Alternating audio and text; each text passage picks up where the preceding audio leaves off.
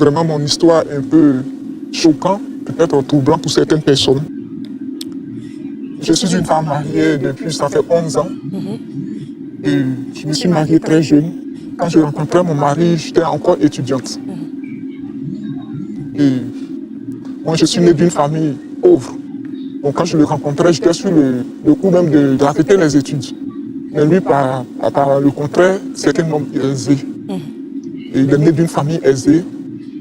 Donc quand il m'a présenté à ses parents, c'est le père même qui a financé mes études pour que je termine mon cycle. Ah. Bon, comme je le disais, j'ai eu 2 enfants avec cet homme. Et quand j'étais étudiante, il quittait sa famille parce que son père est propriétaire d'une énorme villa.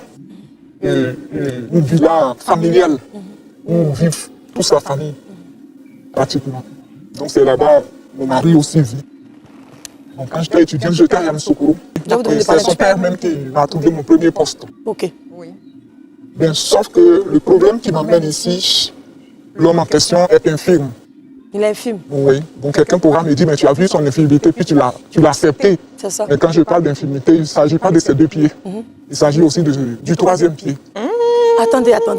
Non, attendez. Parce que moi, la causerie comme ça, c'est ça. Hein? Quel pied? Le conquistador, quoi. Voilà, ça ne fonctionne pas comme il se doit. Ah, il n'est pas en érection souvent. Voilà. Non, attends, pardon. Il fait des érections ou il n'a pas d'érection? Bon, à peine c'est quelques secondes et puis ça tombe comme moi. Oh. Les chambres à elle d'un velours. Ah, attends. Parce que moi, les trucs comme ça, je n'aime pas trop. Eh! Seigneur Jésus, le frère de feu m'envoie quoi encore? Donc le monsieur, sa chambre, elle, quand ça s'élève, c'est pas démarrer, pousser. Avec Jiggy en même temps. Ça tombe. Ça tombe. Et comment tu fais, ma chérie, pour te faire plaisir? Donc, comment toi tu as su ça? Donc quand tu l'as connu là, ça truquait pas? C'est ce que je voulais expliquer tout à l'heure. Moi, j'étais à Yamoussoukro. Oui. Donc les week-ends, il partait chez moi. Il partait jusqu'à Yamoussoukro. Il restait jusqu'à dimanche soir à 4h du matin. Bon, en ce moment, ça fonctionnait un peu. Donc je me suis dit que, vu qu'aujourd'hui la médecine est avancée, on peut soigner... Ça fonctionnait un peu. Donc vous n'avez jamais eu de rapport sexuel normal, des entrées, des sorties comme il se doit? Non. Non. Il aidait avec les doigts. Ah, il travaillait les doigts. Voilà. Les doigts magiques, d'accord? Oh là là, belle émission. Je me suis dit que avec la médecine, ça pourra se guérir. Donc, je n'étais pas anxieux pour ça. Et après mes études, je suis retourné dans sa famille, comme on appelle, à Bassam. Oui. Voilà. Donc, vu que j'ai fini mes études, je suis maintenant disposé. Mais je voulais avoir des enfants. Ok. Voilà. Bon. Vu sa situation, il ne peut pas avoir d'enfants. Puisque là où tu penses que tout est réveillé, à peine ça tombe. Et c'était un peu difficile pour moi.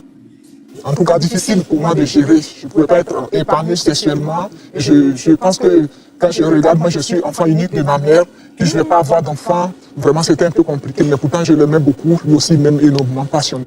Oh, ça fait combien de temps que vous êtes ensemble? J'ai dit 11 ans. 11 ans, sans faire l'amour, sans que le monsieur puisse rentrer dans... Comme il se doit. Comme il se doit. Oui. Donc 11 ans, sans avoir eu de rapport sexuel avec cet homme-là. Qu'est-ce qui vous a fait rester toutes ces années alors? Bon, comme je l'ai dit, je l'aimais. Je l'aimais, lui aussi m'aimait. Vu que j'ai fini maintenant mes études, je voulais avoir des enfants et puis tout ça, il ne pouvait pas. Donc moi, je lui ai proposé de divorcer. Et il a mal pris ça. Très mal. Il est tombé malade d'après lui. En tout cas, il ne partait plus au travail, il ne mangeait plus. Même se laver, il ne se lavait plus. Il restait couché dans le lit, comme s'il allait se décomposer même dans le lit. Mais c'était un secret entre lui et moi. Donc c'est comme ça que j'ai eu pitié. J'ai eu pitié parce que je me suis dit quoi. Bon, je l'aime. Je ne vais pas peut-être un jour, en rentrant du boulot, apprendre qu'il s'est suicidé parce qu'il a dit qu'il ne pouvait pas vivre sans moi, tout ça et tout ça. Ou bien encore peut-être qu'en le quittant de force, un jour je vais le rencontrer dans les rues, comme en tant qu'un fou, vraiment.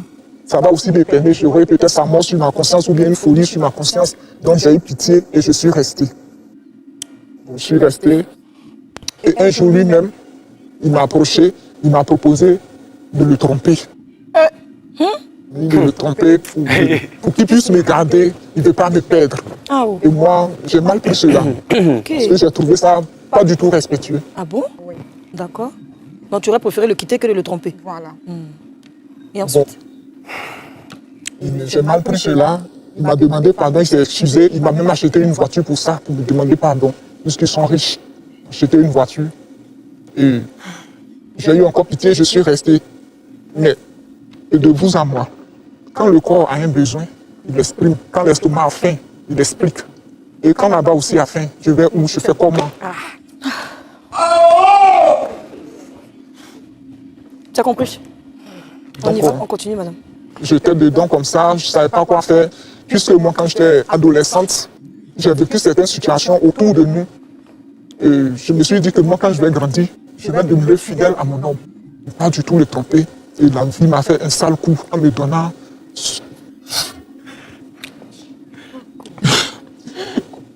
un homme qui ne peut pas me satisfaire. Et du coup, je suis censé me tromper. Madame, on va vous laisser vous reposer, reprendre un peu de vos émotions. Alors, comme vous voulez l'entendre, Madame Céline a rencontré un homme, elle était d'une famille très démunie, il n'y avait pas beaucoup d'argent. Cet homme était d'une famille nantie qui était quand même assez aisée. Le père de ce dernier a décidé de lui offrir ses études afin qu'elle puisse obtenir son diplôme final. Et elle a rejoint enfin la famille dans la grande maison. 11 ans de relation sans rapport sexuel, je dis sans pénétration, c'est le mot exact, il faut l'utiliser. Madame a toujours utilisé peut-être des instruments ou les doigts de ce dernier. Étant fatiguée, elle voulait maintenant faire des enfants. Elle lui a parlé au monsieur. Et le monsieur n'est pas seulement handicapé physiquement, mais il est aussi handicapé de sa partie intime. Et aujourd'hui, le monsieur voulait même se tuer, se suicider, parce qu'il n'en pouvait plus de cette situation, surtout que sa femme voulait faire un enfant, elle voulait le quitter. Et la seule solution qu'il a trouvée à lui dire, c'est qu'il accepte qu'elle aille le tromper dehors.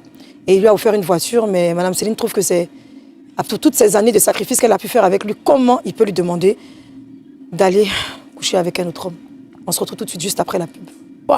Oui, donc Madame Céline, au final, vous trouvez que c'est blessant, oui? Oui, j'ai trouvé ça pas du tout respectueux. Comme je le disais, il m'a offert une voiture. Je suis resté encore et encore. Vraiment ne sachant plus quoi faire, j'ai fini par accepter sa proposition en le trompant.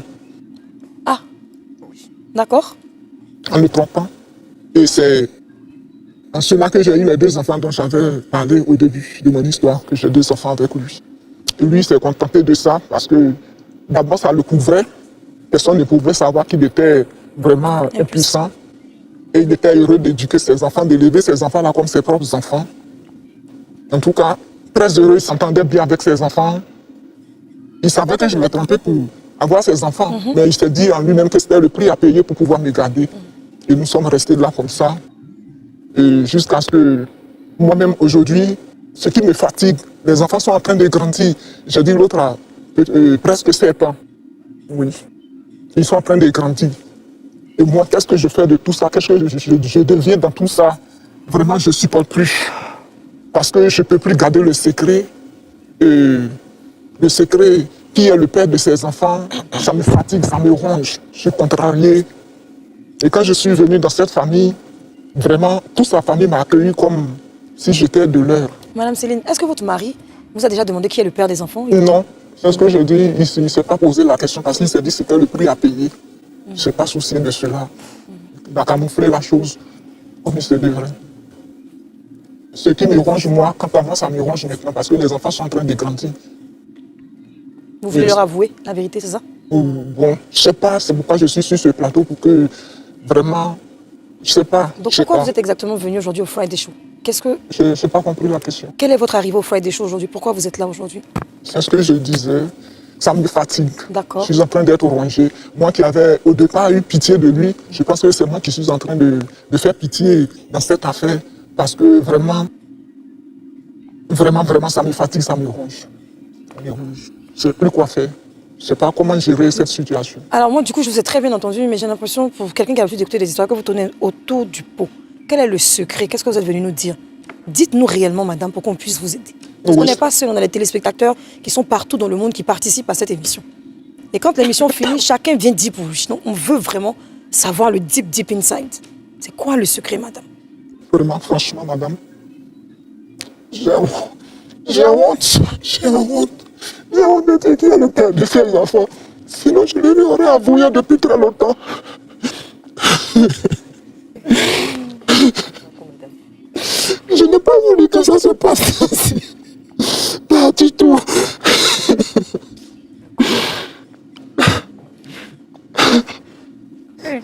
Le père de ses enfants. Le problème est que c'est le père de mon mari.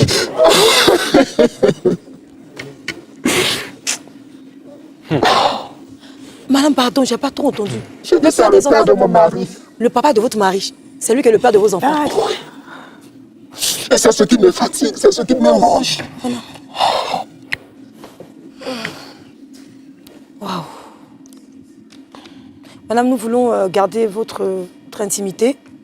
Vous êtes ici cagoulée, c'est pas un hasard, c'est parce que vous voulez garder qui vous êtes pour ne pas que vous soyez reconnu, peut-être par la famille ou autre. Donc je vous demanderai de garder vos lunettes pour qu'on puisse garder l'anonymat de, de qui Donc, vous êtes. comme je le disais, c'est le père de mon mari. Mais le papa de votre mari, il sait que c'est lui qui est le père des enfants? Non.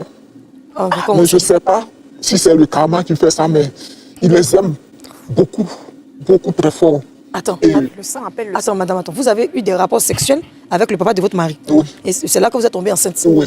Mais comment lui, il sait pas? Vous avez d'autres gars dehors alors? Mais lui, c'est pas que son fils Ah, n'est impuissant. pas. Ah, il sait pas que son fils Il est sait impuissant, mince. sait pas. Ah ouais, donc il croit peut-être que... Ce sont Ah les ben il a même erreurs. pas envie d'y penser de toute façon. Voilà. Lui, il pense qu'il fait un tapé d'eau sans plus, quoi. Voilà. Ah mince. Ah. Est-ce que vous continuez d'avoir des rapports avec lui? Vous sortez Mais- toujours avec lui? oui, bien sûr. Et c'est tout ça qui me fatigue parce que vraiment, quand il me prend bien.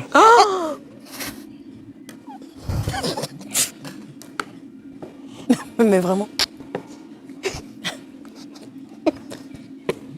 Est-ce que là où vous êtes, Eh, Jésus. vous pouvez vous séparer du papa en question? Vous pensez que vous pouvez vous séparer de lui? Ou bien à cause de la sexualité qui est en vous? Oh my God. Vraiment, c'est c'est difficile de me séparer avec lui parce que lui aussi m'aime beaucoup. Il vous aime Il m'aime beaucoup. beaucoup. Et vous faites... Et Mais vous l'aimez? Soyez honnête. bon, un peu pas comme mon mari, mais seulement lui. Vous l'aimez juste parce qu'il vous fait bien l'amour. Voilà, un peu comme ça. Un peu comme ça. Mais est-ce qu'il est marié? Il est toujours avec la mère de votre mari? Ou bien il a une femme? Oui, Je c'est sais ce pas. que j'ai dit qu'il a deux femmes. Il a deux femmes. Il a deux femmes. Là, dis là. Il a deux femmes. Alors c'est... Semaine Ok, de donner la merci parole, pour votre hein. récit. Donc, ma présence ici, vraiment. S'il y a une information en plus à rajouter pour qu'on puisse... Oui, c'est ce que je disais. Je suis venu sur ce plateau vraiment pour que je sois aidé, non pas pour que je sois insulté ni jugé. Parce que vraiment, la vie nous fait des coups vraiment très bizarres qu'on n'a jamais souhaité vivre. Et c'est ce qui me contrarie aujourd'hui. Et je suis vraiment effondré. Donc je vais résumer pour ne pas justement qu'il y ait des jugements. Vous voulez savoir si votre mari doit connaître la paternité des enfants. C'est bien pour ça que vous êtes là. Si vous voulez enfin avouer à votre mari, le papa des enfants, c'est ton papa. C'est ça? Et puis si peut-être vous j'avoue, allez- qu'est-ce que ça va engendrer? Tout ça, ça me fatigue, je ne sais plus. Ok. Donc la S'il faut question... garder le secret, je ne sais plus. Ok, la question, dois-je garder le secret ou pas à mon mari Oui. en lui avouant la paternité des enfants qui n'est autre que son propre père? C'est bien ça? Merci Madame Céline, merci pour votre courage. Merci. Alors sur le plateau, j'aimerais demander à l'équipe, est-ce que vous avez des questions avant de rajouter, de rentrer dans le sujet? Vous avez une question, Julien? Allez-y. Laisse-nous ton avis en commentaire et n'oublie pas de t'abonner pour d'autres vidéos, d'autres témoignages et histoires.